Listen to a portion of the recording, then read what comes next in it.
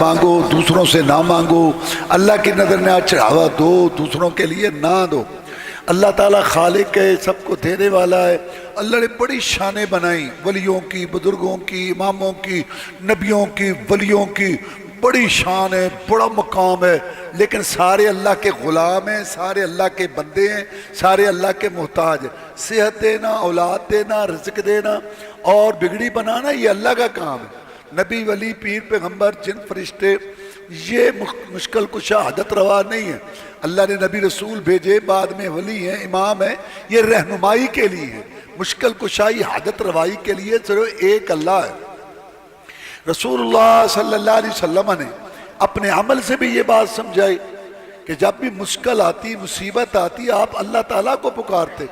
بچپن سے آپ واقعہ پڑھ رہے ہیں درخت والا کہ رسول اللہ صلی اللہ علیہ وسلم لیٹے ہوئے تھے، تلوار لٹک رہی تھی تو دشمن آیا تو تلوار اتار کے کہنے لگا اتخافونی، تو مجھ سے ڈرتا ہے؟ میں اللہ، میں تجھ سے نہیں ڈرتا، تو کھڑا ہے، میں لیٹا ہوں، تیرے پاس تلوار ہے، میں خالی ہاتھ ہوں، لیکن میں تجھ سے نہیں ڈرتا، کیونکہ زندگی موت کا مالک تو ایک اللہ ہے۔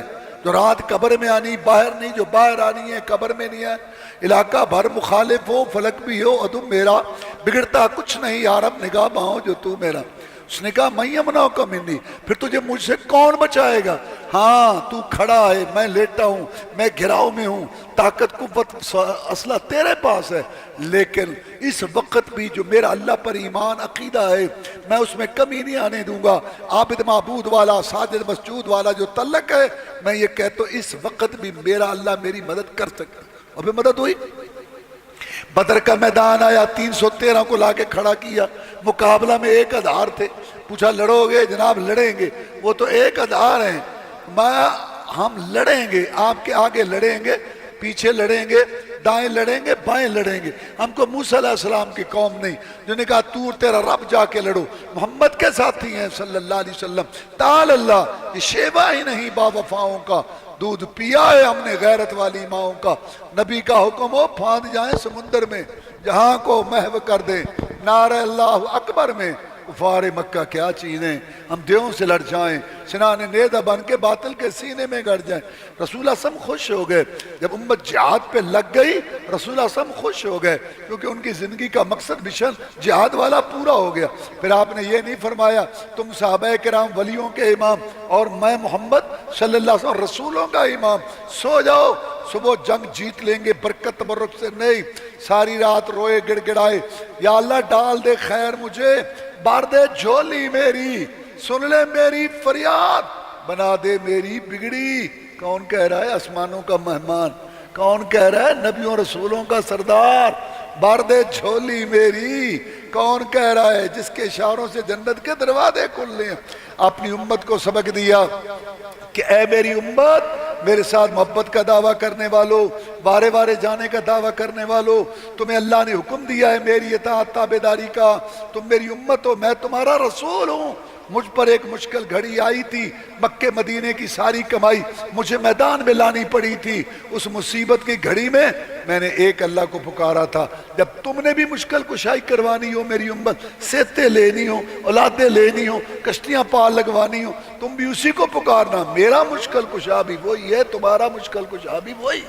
اللہ پر ایمان لانے کا مطلب یہ، اگر نبیوں رسولوں کے سردار کا مشکل کشا اللہ ہے تو امتیوں کے مشکل کشا امتی ہوں گے۔ اللہ تعالیٰ پر ایمان لانے والا یہ عقیدہ صحابہ کرام نے سمجھا رضوان اللہ علیہ مجمعین۔ رسول اللہ صلی اللہ علیہ وسلم کے بعد 100 سال زندہ رہے صحابہ کرام کا پیریڈ زمانہ 100 سال ہے آپ کی وفات موت کے بعد۔ انسان تھے، پیٹ لگے ہوئے تھے، برادریاں تھیں، بیوی بچے تھے، بیماریاں بھی آتی تھیں، صحتیں ان کو ضرورت تھی اولاد کی، لیکن کسی صحابی مرد عورت سے ثابت نہیں کہ اس نے سب سے افضل قبر مبارک جناب محمد رسول اللہ صلی اللہ علیہ وسلم کی وہاں جا کے مشکل کشائی کے لیے، حاجت روائی کے لیے فریاد کی ہو، وہاں جا کے کھانا پکا کے تقسیم کیا ہو، ڈھولکی کو بھنگڑا کیا ہو۔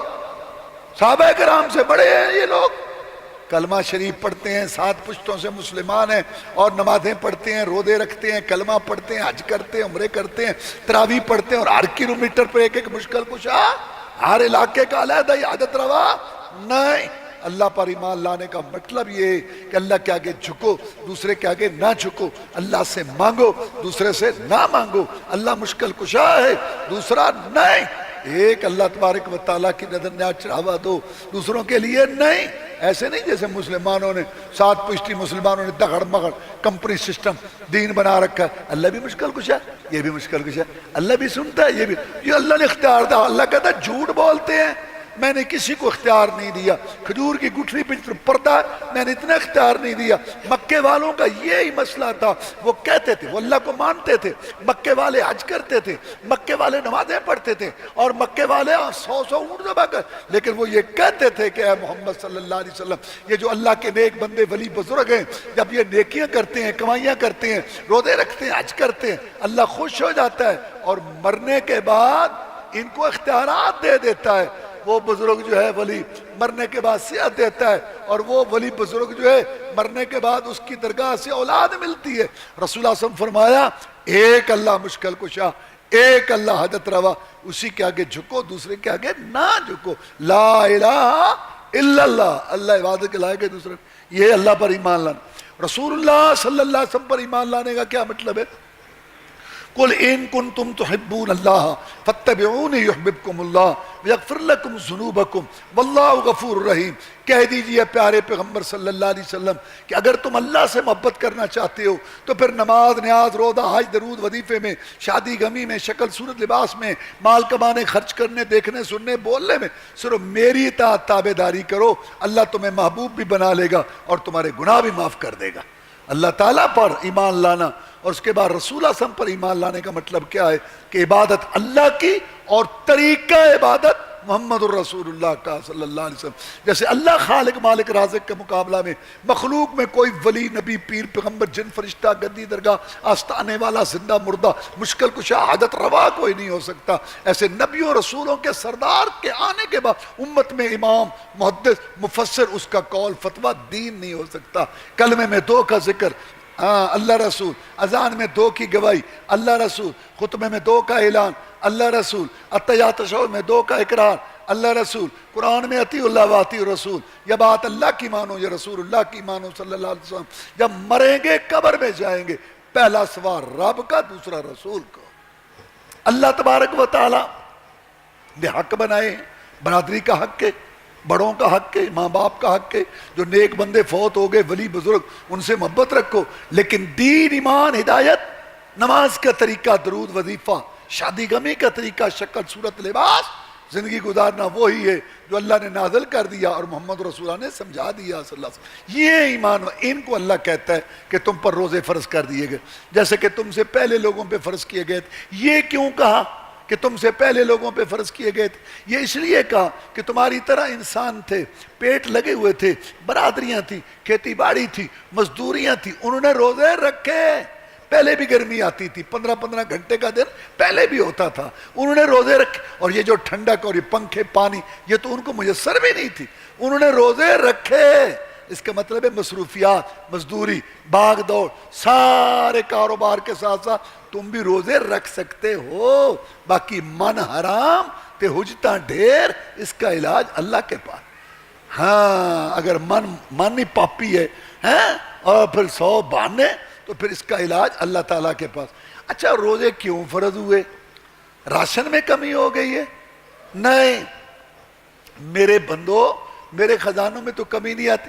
رسول اللہ صلی اللہ علیہ وسلم نے فرمایا کہ اگر ایک میدان میں سارے اگلے پچھلے لوگ اکٹھے ہو جائیں اور اللہ سے مانگنا شروع کر دیں، اور یہ انسان لالچی، یہ انسان کتنا لالچی ہے، رسول اللہ صلی اللہ علیہ وسلم نے فرمایا اگر آدم کے بیٹے کے پاس 2 وادیاں ہوں نا سونے کی، ادھر ایک پہاڑی سلسلہ، ادھر ایک پہاڑی سلسلہ لائن، درمیان والے علاقے کو وادی کہتے ہیں، 2 وادیاں سونے کی، تولا تولی نہیں، 2 وادیاں سونے کی اگر آدم کے بیٹے کے پاس ہوں، لبتغا ثالثاً، کہے گا ایک اور، ایک اور، یہ لالچی، ایک اور، ایک دکان والا کہتا ہے ایک اور، ایک مکان والا ایک اور، ایک گاڑی والا کہتا ہے بس ایک اور، ایک مربع ایک اور، تاکہ مل والا مل ایک اور، ایک اور۔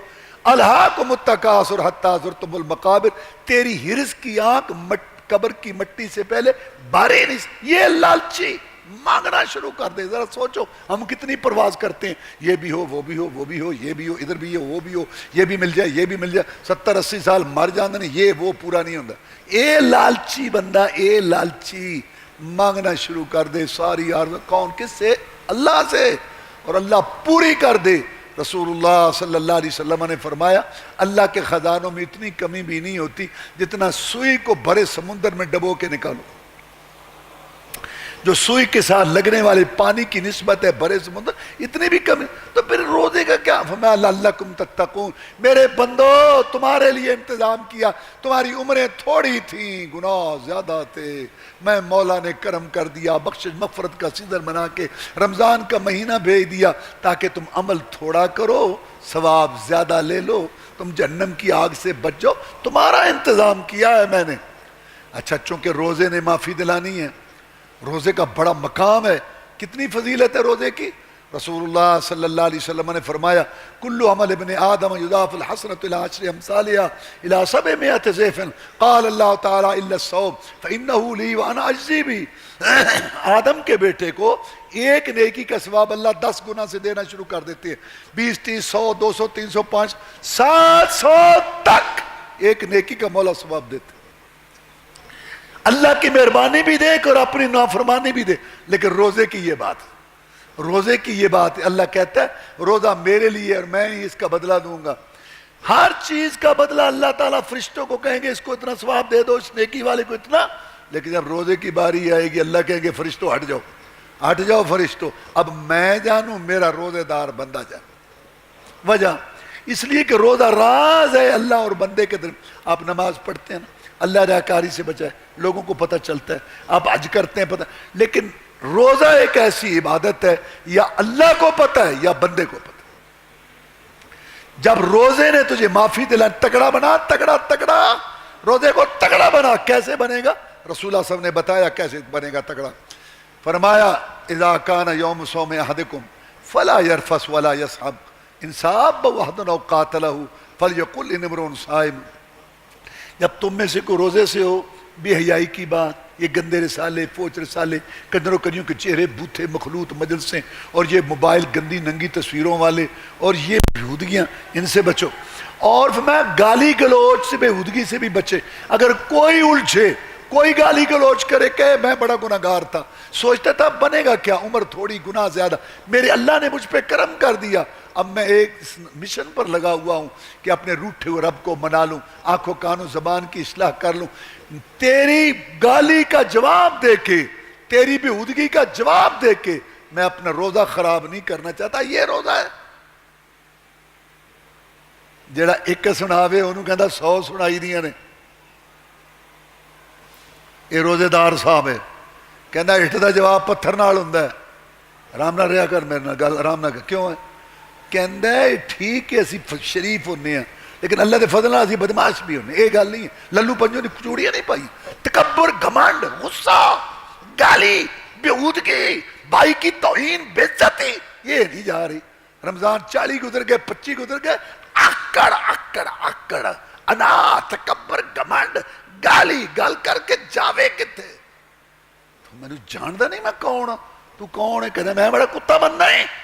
25 رمضان گزر گئے, 20 رمضان, 15, زبان ٹھیک نہیں ہوئی. زبان زبان زبان زبان. رمضان کئی گزر گئے کہ یہ گزر گیا, سحریاں بھی ہیں, افطاری بھی ہے, روزے بھی ہیں, تراویح بھی ہیں, اور کچھ بھی نہیں. زبان ٹھیک نہیں, روزے دار دی زبان. بات کرتا ہے بھائی کے کانوں سے دھواں نکل جاتا. کیا ہے تیرا روزہ؟ اس لیے رسول اللہ صلی اللہ علیہ وسلم نے فرمایا من لم یدع قول الزور والعمل به فلیس للہ حاجۃ فی اذا طعمہ وشرابہ.